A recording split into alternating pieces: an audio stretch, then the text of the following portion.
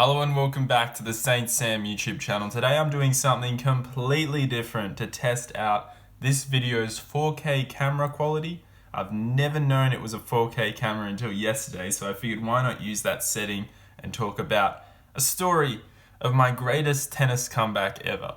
So recently I've been inspired by the YouTuber Ilya Marchenko. He's a tennis player I've been watching for many years now.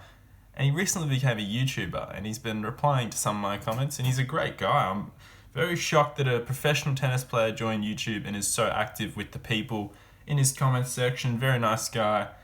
And why not talk about tennis myself? Because I've been a tennis player. I know a lot about tennis.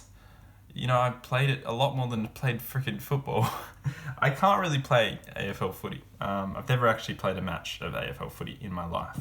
But tennis, on the other hand, I've played hundreds of matches, and it's been a ride. I've been in shit form for the past 3 years, pretty much since I was about 16 years old, so that's fun. And I'm looking to go back into tennis after a long break, but the most important thing is this story. This was in 2016. This is the best match I've ever won in tennis, and I'm a singles player, for the record. I'm not a doubles player. But this was a doubles match, so very strange for me, for my best win ever to be in doubles. But this was an all-time classic, and a bit of a backstory to this, I went and played this team called Somerville on their home ground, and it's probably the most dire place to play tennis in the history of the universe. This place is horrible. The courts are so poor. They're probably the worst tennis courts I've ever played on. The bounce is like the bounce of sand at the beach.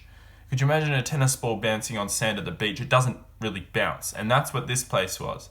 There were several parts on the court where the bounce was the exact. There was no difference to a tennis ball bouncing on a beach where it just stops and it doesn't actually bounce. So that's what I was playing on at this place in 2016.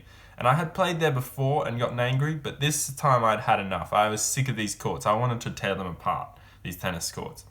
And so a few points weren't going my way when I played at Somerville that day, and I lost it. I completely lost it. I lost the point, and I belted both tennis balls out of the court in anger in a doubles match, and they were the only two tennis balls we had.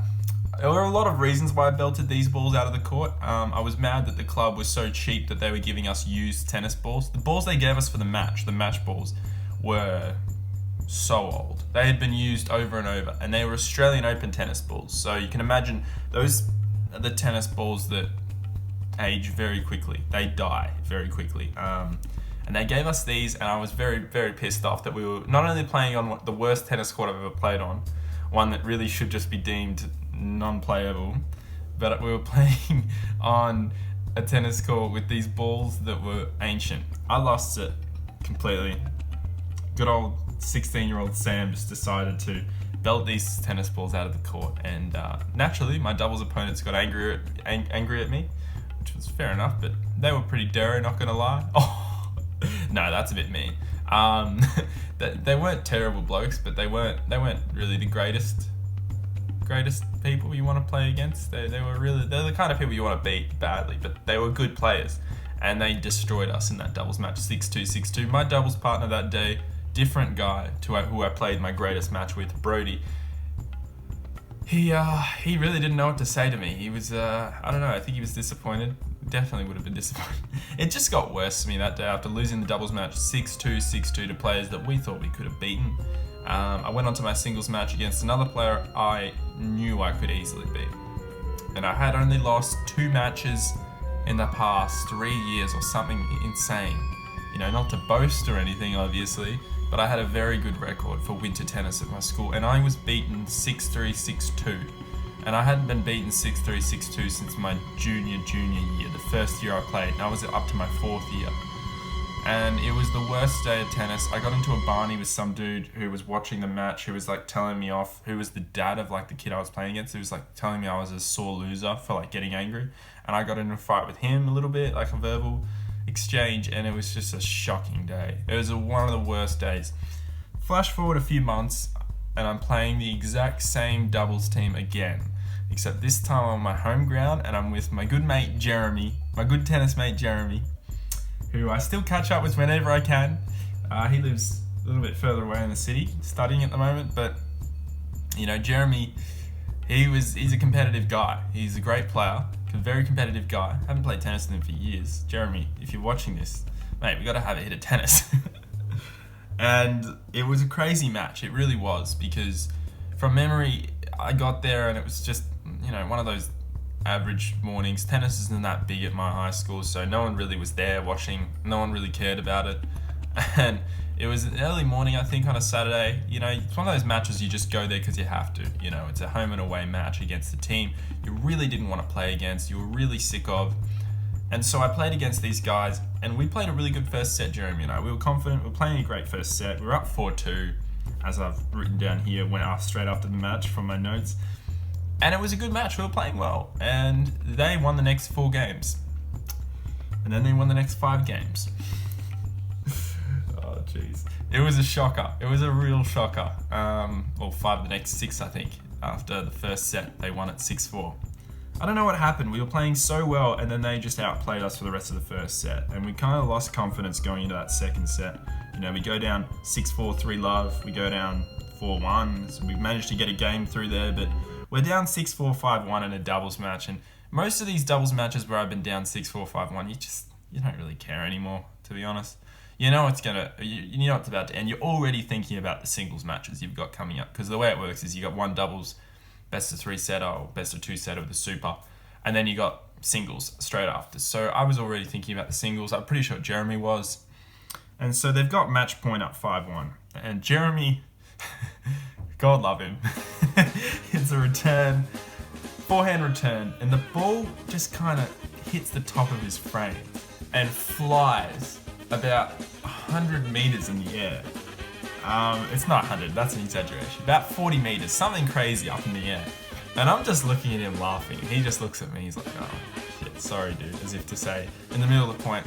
And we're just kind of waiting to lose, because, you know, when the ball shanks up that high, close to the net, you're not going to win. The player's just going to smack it down and win. And the player goes to smash it. And it's one of the most bizarre things I've ever seen on a tennis court, let alone a match I was actually playing. He goes to smash it, and he hesitates on the smash, and he's like,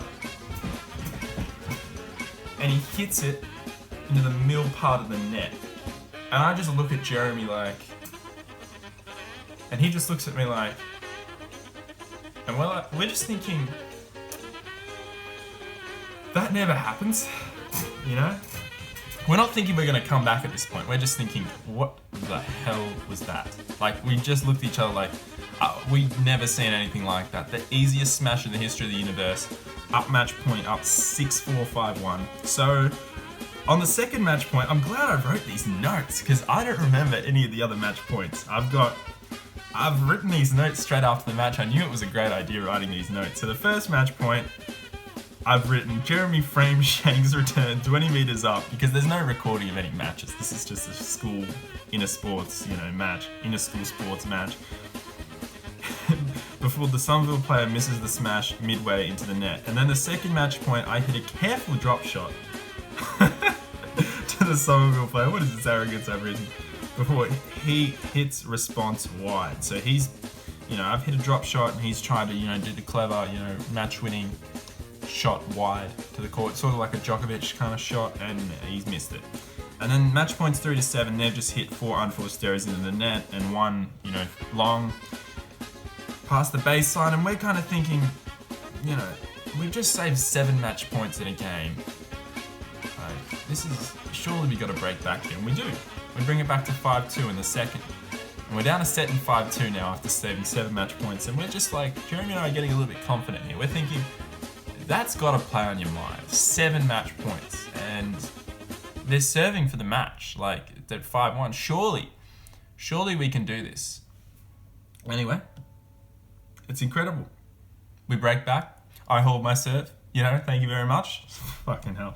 And then we break back them easily. Oh, I don't think we broke them back easily at 5-3. We got the break against them at 5-3, and all of a sudden, the momentum is starting to turn, and I'm thinking, is it even remotely possible here? We were done. We were just done. Jeremy hit that shank at 5-1.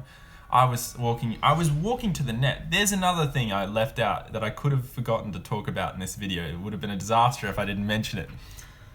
When Jeremy hit that shank, I was walking to the net in the first match point. At 6-4, 5-1, they're about to hit the winning smash. I'm walking towards the net to shake hands. And then I kind of stop walking just to wait for him to hit his smash, and he misses. Flash forward a few more games, we're at 6-4, 5-4, and Jeremy's serving. Now Jeremy, down match points, once he's missed the first serve, you're probably shitting yourself if you're the doubles partner of Jeremy. Sorry, Jeremy. I was absolutely worried that he would hit a double fault, and the great comeback we were putting together would come to an end. Jeremy hits his second serve just in, and I'm thinking, Jesus Christ. And it's a bit of a point there. They're giving it a shot here. This is the 8th match point, and I hit a shot to the younger volleyer before he misses it into the net, and he missed it in the net barely. So there was 2 players on their team. There was one way younger and one a little bit older. I think there was like a 4-year age gap, but they were both really good players, the ones we were against. I mean, they were up 6-4, 5-1 against us. Of course, we were amazing. I'm just kidding. Gee whiz. So Jeremy holds his serve. Legend, Jeremy. Big man. And we get to 5-all. And we break the guy's serve. So we're up 6-5 here. And we're thinking, is this even possible? And it's my serve, so, me in a doubles match, I get a bit cocky.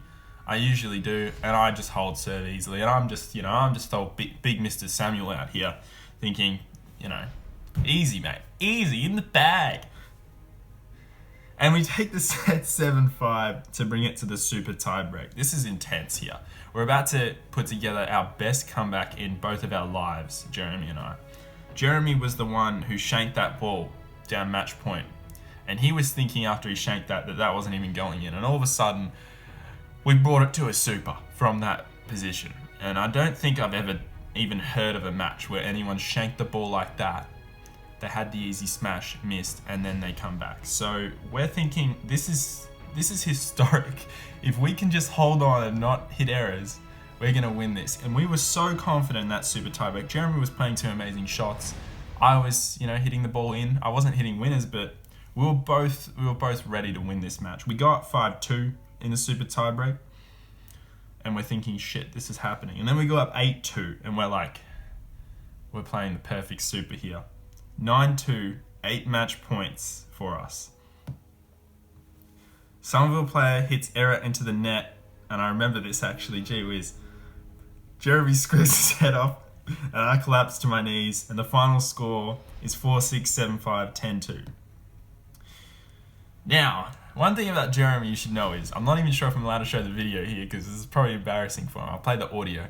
This was his celebration after we won our first premiership in the same team. Yeah! Come on! And this was his celebration after we won our second premiership. Man, come on! Yes! They both happened after this match. And, they're celebrations. He got excited. But in this match, and again, there's no footage, sadly, but he, instead of going, yes, come on, or, no, come on, he went, yes, sir, come on. That's word for word from my memory, his celebration. As soon as he hit the error into the net, he was doing that, and I was just, your Maria Sharapova after she wins Wimbledon sort of thing. It was just shock. Collapsing my knees, hands in face. Jeremy comes over, we celebrate. Best win of my entire life. I hate doubles. I think that is the main thing to get out of this video. I hate doubles. I've always hated it.